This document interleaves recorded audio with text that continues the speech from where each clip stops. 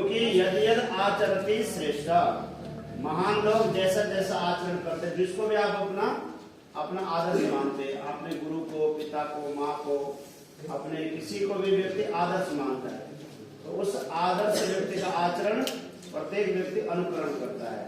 तो भगवान कृष्ण ने कहा कि मुझे तो पूरी दुनिया आचरण आदर्श मानेगी, अगर मैं अपने कर्तव्य कर्म को ठीक ढंग से नहीं करूंगा तो फिर समाज में जो एक अव्यवस्था फैल जाएगी। लोग कहेंगे भगवान भी तो ऐसा करते थे, कई लोग उदाहरण देते हैं कि वो भी तो ऐसा करता है, मैं जैसा, इसलिए मैं ठीक से अपने कर्म को करता हूँ।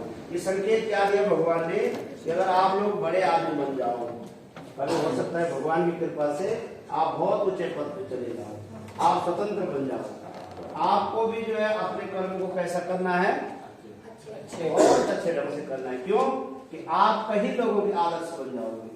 तो आदर्श व्यक्ति का अनुकरण पूरी दुनिया करती है। तो यदि यद आचरति श्रेष्ठ तद तद देवे तरो जन इतरे जना अपि तत् तत् आचरणं कुर्वन्ति यद श्रेष्ठ जना यद आचरणं कुर्वन्ति।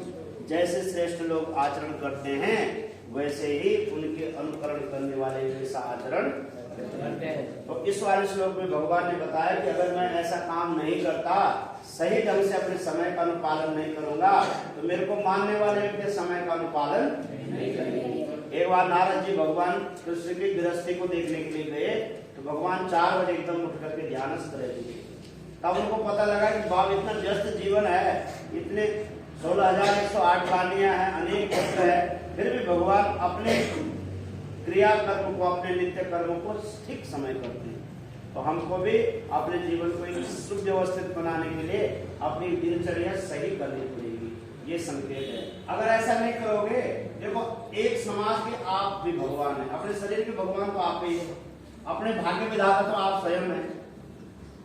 जैसे भगवान एक सृष्टि के भगवान है, अपने शरीर रूपी सृष्टि के भगवान आप ही हो। अगर आप अपने नियम को, आचरण को सही करोगे तो आपका ये शरीर रूपी जो सृष्टि है ये बहुत उत्तम कोटि की बनी है। अगर आप समय से नहीं उठोगे, समय से अनुपालन नहीं करोगे, तो ये आपका शरीर रूपी जो संसार है वो फिर व्यर्थ हो जाएगा, रुग्ण हो जाएगा। और जब रोग लग जाएगा शरीर में तो फिर क्या कर पाओगे जीवन में? पहले तो स्वस्थ शरीर चाहिए, फिर स्वस्थ मस्तिष्क चाहिए।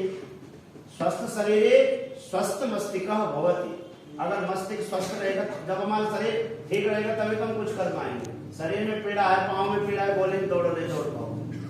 तो इसलिए सबसे पहला भगवान कृष्ण कह रहे हैं कि अगर अपने जीवन को सुव्यवस्थित बनाना है तो हमें करना क्या होगा, नियम के अनुसार, जो प्रकृति का नियम है, जिस विद्यालय में हम रहते उस विद्यालय के नियम से, जहां भी हम रहते हैं उस नियम से हम अगर अपने जीवन को बिताएंगे तो हमारा जीवन क्या होगा, श्रेष्ठ होगा। देखो एक श्लोक और देख लो, उत्सिदेयुरिमे लोका कुर्यां कर्म चेदहम् शंकरस्य च कर्ता स्यात् उपहन्यामिमाः प्रजाः उत्सिदेयुरिमे लोका कुर्यां कर्म चेदहम्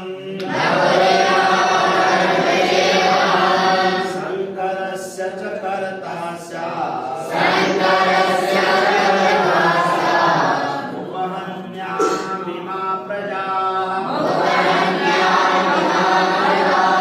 उत्सिदेयुरिमे लोका। लोका माने संसार जो है मेरा अनुकरण करके अगर मैं सही कर्म नहीं करूंगा तो बिगड़ जाएगा, कुत्सित हो जाएगा, गड़बड़ हो जाएगा सारा। इसलिए ये सब मनुष्य भ्रष्ट न हो।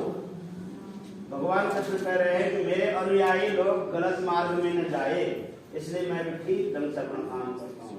तो आप लोग भी जब बड़े आदमी बनना, तो आप लोगों को जितना बड़ा आदमी बन जाता है उसकी जिम्मेदारियां ज्यादा हो जाती है। स्वतंत्र व्यक्ति पर किसका अधिकार होता है, उसकी बुद्धि का अधिकार होता है। इसीलिए कहते हैं जीवन कैसा होना चाहिए, विप्रमय जीवन होना। विप्र का अर्थ क्या है, विवेक प्रदान। अपने विवेक से आप कर्म करो। आप देखो विद्यार्थी का कर्तव्य क्या है, सबसे बड़ा कर्तव्य है आपका अध्ययन करना।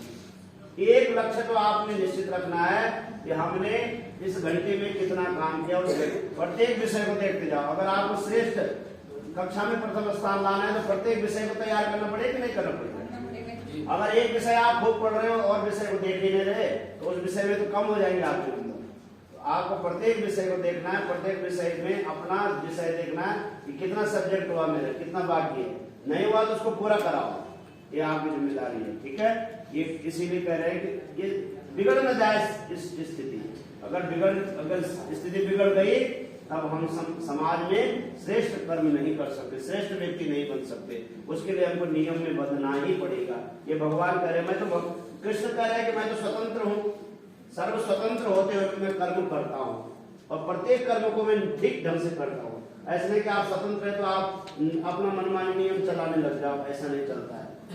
इसीलिए देश का एक संविधान बना है। संविधान क्यों बना कि प्रत्येक व्यक्ति संविधान के अनुसार चलेगा तो विकृति नहीं आएगी।